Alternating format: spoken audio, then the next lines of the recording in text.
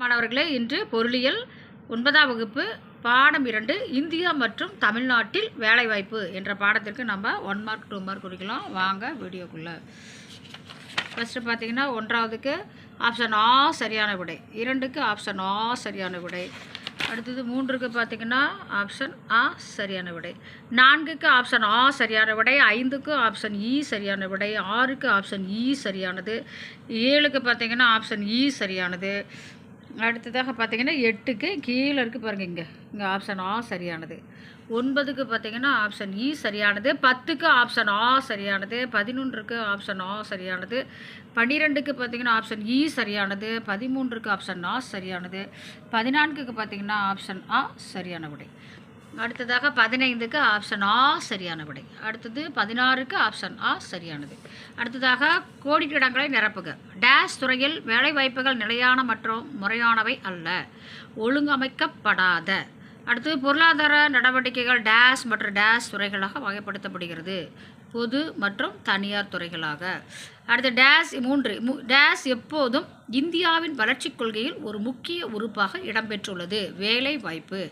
அடுத்து 4 பார்த்தீங்கன்னா வேலை வாய்ப்பு முறை மாற்றத்திற்கான காரணம் டேஷ், மக்களின் வாழ்க்கை முறை. 5 இந்தியாவில் வேலைவாய்ப்பின் தன்மை டேஷ் அப்படின்னா பல பரிமாணங்களை கொண்டது.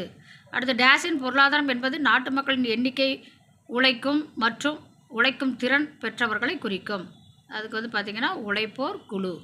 அடுத்ததாக 7 பொதுத்துறை என்பது டேஷ், அரசு நிர்வாகம் செய்யும் நிறுவனங்கள் ஆகும். பொறுத்துக. பொதுத்துறை பார்த்திங்கன்னா சேவை நோக்கம், தனியார் துறை 2வது லாப நோக்கம், 3 முதன்மை துறை கோழி வளர்ப்பு, சார்புத்துறை வங்கியில். அடுத்து பார்த்திங்கன்னா முதல் கேள்வி சிறு வினா 1 பொருளாதாரத்தில் தொழிலாளர் சக்தி என்றால் என்ன? 310வது பக்கம் எடுத்துக்கோங்க. இங்கே பாருங்க, இந்த உழைப்பாளர் இதிலிருந்து 310வது பக்கம், இதிலிருந்து இது வரைக்கும் குறிச்சிக்கோங்க. 2வது கேள்வி பார்த்திங்கன்னா குழந்தைகளையும் 60 வயதுக்கு வயோதிகர்களையும் ஏன் பணிக்குழுக்களாக கருதக்கூடாது? 310வது பக்கமே எடுத்துக்கோங்க. வாங்க 310வது பக்கம் இங்கே பாருங்கன்னா 15 வயதுக்கு குறைந்தவர்கள் அதிலிருந்து விளக்கப்படுகின்றனர், அது வரைக்கும் குறிச்சிக்கோங்க. 2வது கேள்வி. அடுத்து 3 பார்த்திங்கன்னா பொருளாதாரத்தில் உள்ள 3 துறைகள் யாவை? 310வது பக்கம். இங்கே பாருங்கள், அறிமுகம் கொடுத்து இந்த முக்கோணம் மாதிரி கொடுத்துருக்கு, இதில் ஆன்சர் கொடுத்துருக்கு 3ஆம் துறை 2ஆம் துறை முதன்மை துறைன்னு சொல்லி கொடுத்துருக்கு. இது அப்படியே அந்த கட்டத்தை போட்டு நீங்கள் எழுதிக்கலாம். சரிங்களா? இது 3வது கேள்விக்குரிய பதில். Thank you students.